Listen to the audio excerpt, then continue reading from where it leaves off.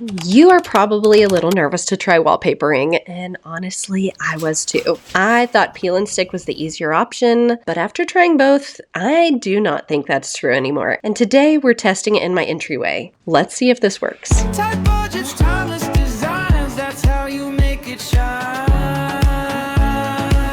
The Flipper's Guide, make it last. Okay, so this is what we're working with, and there are days I pretend it doesn't bother me, but it is pretty rough, and we're going to have to figure out what to do with it. It is flat, the texture is not helping at all, it doesn't feel finished, and it's really just ugly. But we are fixing that today. This is episode 3 of our Entryway Makeover. This is part of my Thrifted Home Revival series where every space starts with a thrift find. And this is the spot we are finally fixing. We've already made over this ugly table, and now we are finally to the walls. And we're not using peel and stick. So many people say peel and stick is so much easier, but I have learned different. I'll give you my best tips and tricks. I'm so excited. Let's get started. Before I could do anything, I had to figure out what wallpaper I was even using. Did I want smooth, non-patterned, a texture look? Did I want some really cool florals? I knew the colors that I wanted because I wanted them to go with our thrift find. I went back and forth on my decision. I couldn't decide if I wanted to go with the safe choice that was just more plain, or if I wanted something that was really going to pop. Yeah, it was difficult, but I made my decision and I'm really excited about it.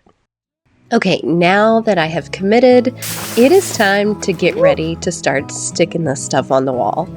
And the first thing we have to do is get that wall ready. But I'm going to show you exactly how we did it. All right. Do you feel happy now you got your coffee?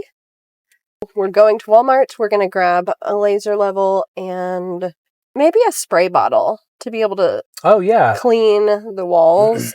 Do you think we need that wallpaper brush that they use? They gave us a smoothing thing, but we can look at the brushes and I don't know. I just remember my mom and dad having this great big brush, and it would whoosh after they would do it. Let's maybe not. Maybe we don't need it. I don't know. Who's driving? You really need to clean out the back of your car. That's your kid stuff. After our Walmart run, I got to starting our solution. This is a mix of 30% rubbing alcohol and 70% water.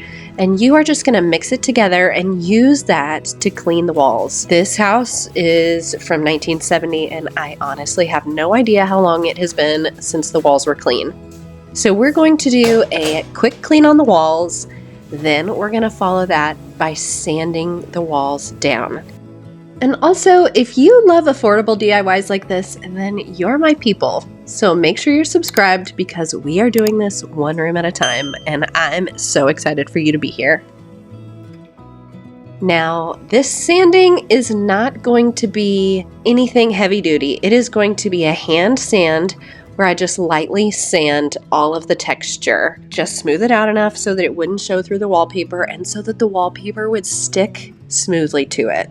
For sanding, I used an 80 grit to 120 grit sandpaper, and I will tell you, my phone died, and I thought I was recording myself sanding, but it wasn't on there.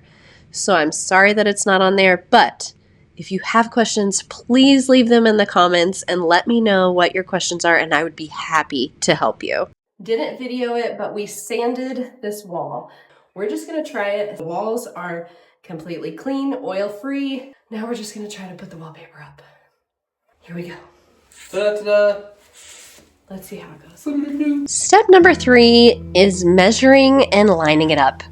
And honestly, I think this may be the very most important step. The way you set up your first piece of wallpaper is how you're going to line up the rest of it. This wallpaper is much more easy to move and realign, but you still want to have that piece set up perfectly so it lines up the rest of the pieces.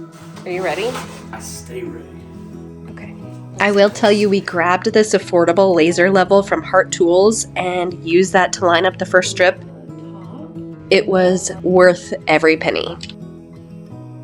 I got ready to grab my first strip of wallpaper, and I will tell you, having this little table set up here was amazing. It helped me be able to organize all of my tools, keep them in order, and lay out the wallpaper so I could pick through it. Okay, now that we have the first strip lined up, the next step is actually applying the wallpaper. No more prep, we are doing this, but we had a problem. My corgi ate it whenever I wasn't looking. She climbed on the table, the dining table.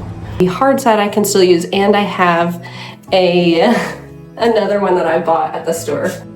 Got these two at Walmart. They go with Bondo, but we're gonna use them just in case our other one is not working. Did you eat something you weren't supposed to? Do you feel sorry for it? No. I think that's part of what she just ate. Ugh. Okay, let's get back to the actual application of this wallpaper. This wallpaper is pre-glued and water activated. So, whenever you are putting on these pieces, you will spray both the paper and the wall before applying it. I was like, wait, what? Okay. I started on one end of the wall and kept working my way across. So, each piece, you place it on, and we made sure that this first piece was placed on perfectly. Look at the corner and place it straight there. And then you smooth as you go. Once you have that first piece, you feel like you can do anything. One tip that I will say is that I think you should make sure to wet down the edges really well. And if you have a beadboard or a trim, you can use that as a guide when cutting along the bottom. But my favorite tip is just to remember to have fun and not be too serious. Since this paper is a pattern, I did overlap the paper slightly and make sure that the pattern matched up. And honestly, the fact that this is a glue-backed paper makes it so much easier to move around a little bit and match it much more easy than peel and stick. Honestly, the trickiest part was shaping everything around the entryways, closets, and door frames, but we used that frame as a guide and just cut around it, and that helped so much. Maybe give yourself a little room to work and not cut too close to the frame, and that gives you enough area to work with.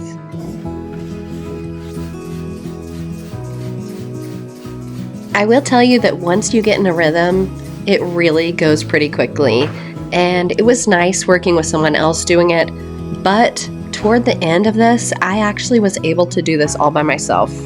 I learned that you actually don't have to have your husband hold the paper. You could literally lay it on the floor and spray it. I'll show you that in a minute. Getting this paper up is one thing, but making it actually look good is another. So we're going to talk about step 5. Step 5 is smooth and adjust. And once you have this paper on, it is really important to look for those bubbles. There will be bubbles underneath it. There may be a few wrinkles. And I really used this Bondo applicator as a smoother. Pushing the bubbles toward the outside of the paper will help. And then make sure that that surface is smooth. I had a spot that had a hole in the wall from the handle, so we have to make sure and remove that and get this space prepped. So it's pink. When it turns white, it's dry. I had sanded the wall already, but I wanted to remove the cover that I had. So we're gonna fix that. And I'm so excited to show you the plan I have for protecting the wall. I will be sharing that in my next video, so be sure to check it out because we are going to be decorating this space with thrift finds and affordable finds.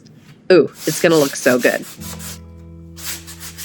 I made sure to clean that space up because that dust will definitely not hold wallpaper. And do you see a little trick I figured out in the background there? I started laying my paper over a chair. I set out a piece, had it ready so that I knew which one was coming next. And speaking of the next piece, remember when I told you I figured out a different way to do this without having my husband hold it? This was it. Easy peasy, and you don't have to have anyone hold it for you. The only thing you have to do is make sure your floor doesn't get slick. I continued piecing the pieces together and making all the cuts, making sure all the edges were tight and that they were sealed really well, but we had a problem. If I give you one bit of advice, it would be to measure twice, because I did not quite get enough paper. So we had to do a little bit of patchwork at the end, and you know what?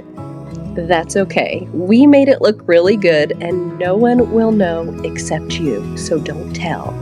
But I almost had a heart attack, and thankfully my sweet husband came in and helped me patch this piece from our leftover scraps, and it worked beautifully. But it would have been so nice if we actually had the right amount of paper. Do as I say, not as I do.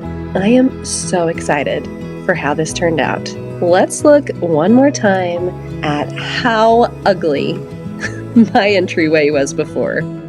I'm so excited for this transformation. It's going to be even better once we get it decorated, so be sure and stick around for the next episode. And this is exactly why I started this Thrifted Home Revival series, to show you that you really can create a home you love without spending a fortune. So if you love affordable DIYs, thrifted finds, and watching this house slowly come together, make sure you're subscribed, because we still have so much more to do. And as always, thank you so much for being here with the Flipper's Guide. Let's keep figuring this out together. Tight budgets, timeless designs, that's how you make it shine. The Flipper's Guide, make it last.